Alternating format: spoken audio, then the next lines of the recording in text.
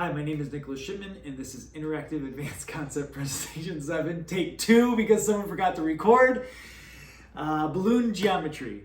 Molecular geometry is like, how do we determine that? So it's determined by the arrangement of the atoms of bonded pairs and lone pairs, and that can influence the shape of a molecule. So starting off, going from lower electron domains to higher, we'll start with electron domain of 2. Pretty straightforward. It's called a linear shape, and CO2 is a good representation of this shape. So there's 2 electron domains. Our bond angle is 180 degrees, and there's no lone pairs that will influence our angles or anything like that. So pretty straightforward for that one. We're going to add another electron domain, so we're going to add this one's called a trigonal planar, okay? And so it's now going to have 3 electron domains, and boron trifluoride, BF3, is a good representation of this. So you can see it's kind of in a triangular shape. Our bond angle everywhere is going to be 120 degrees, so equal everywhere, and there's no lone pairs in this shape, in this scenario.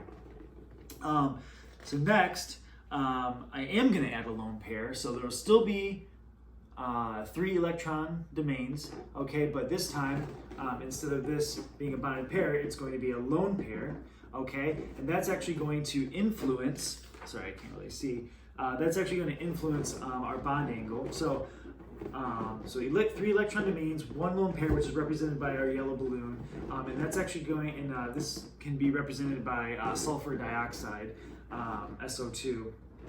And so this lone pair is going to squeeze down our bonded pair just a little bit. So our bond angle is still going to be about 120, but it should be just a little bit less than 120, because my lone pair should be pushing that down. And so why does it not just stay 120 equally? Like, why does a lone pair push down the bonded pairs? And so electron pairs will repel each other, and it will actually push. So the lone pair will push these together because it occupies more space, because it's not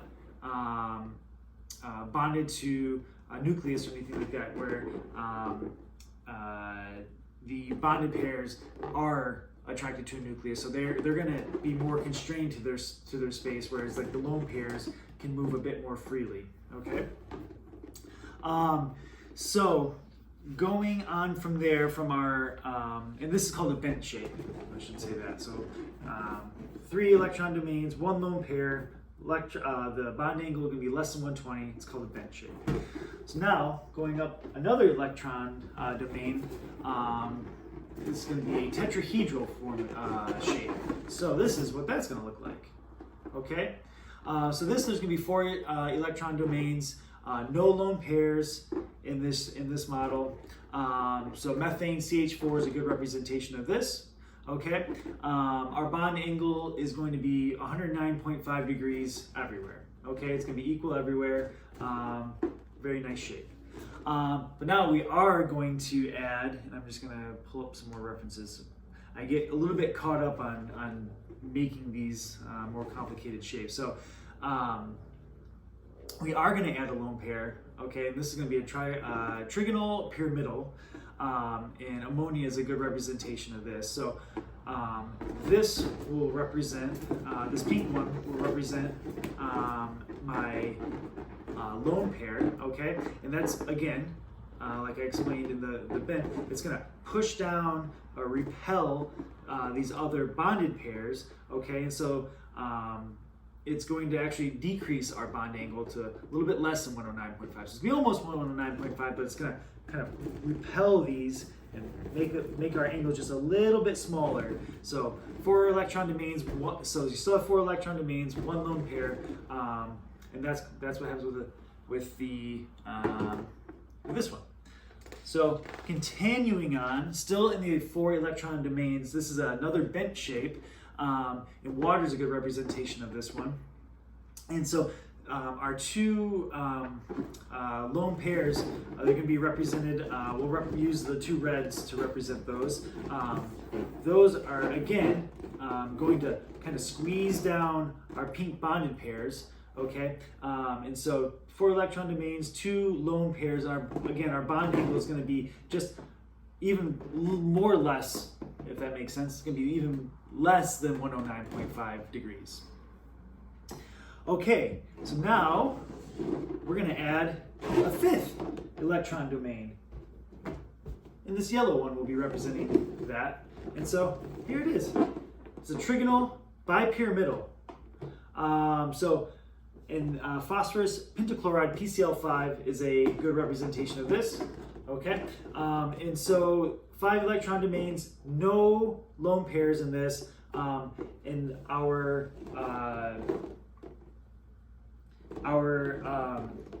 bond angles, there's actually going to be 2 bond angles. So there's going to be a 90-degree bond angle, and then there's going to be 120-degree bond angles. Okay,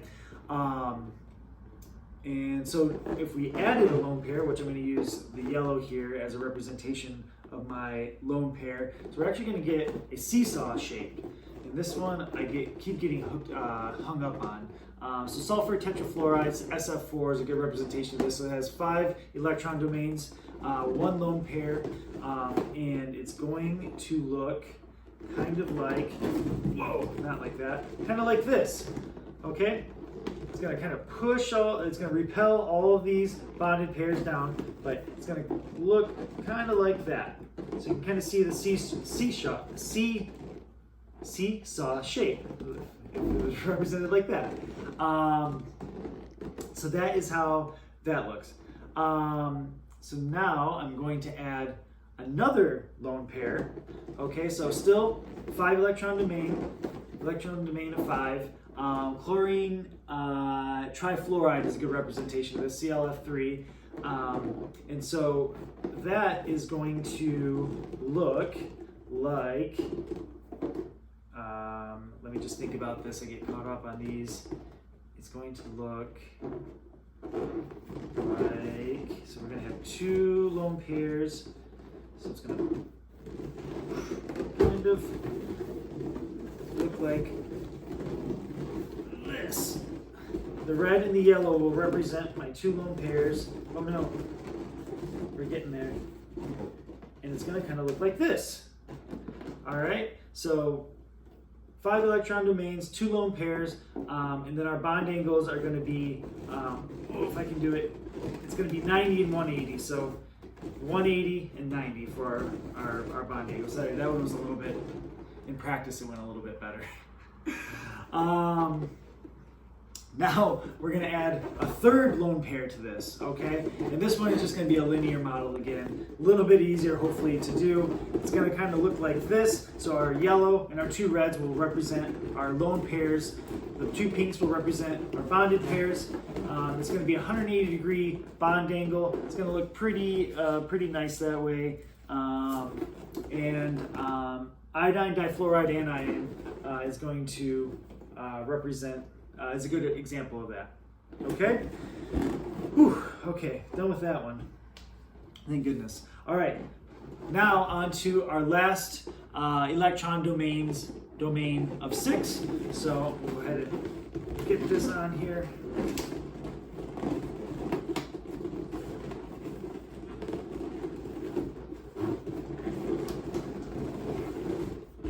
There we go.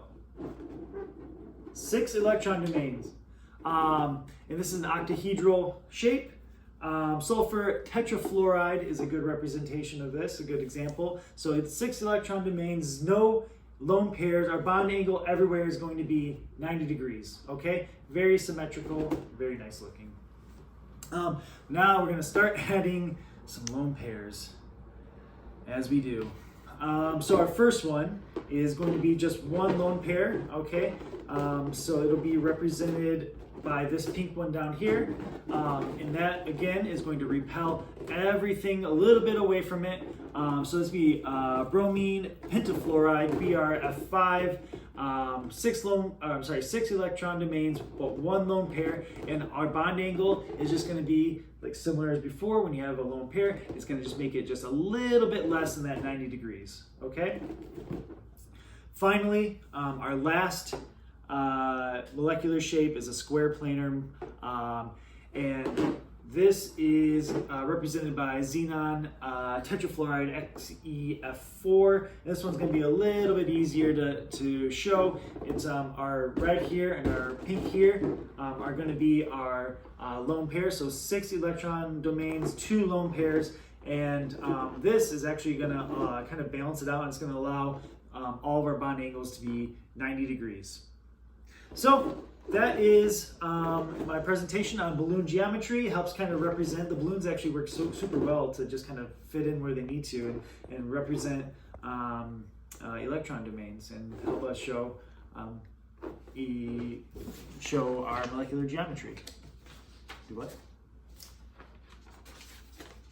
And that's it.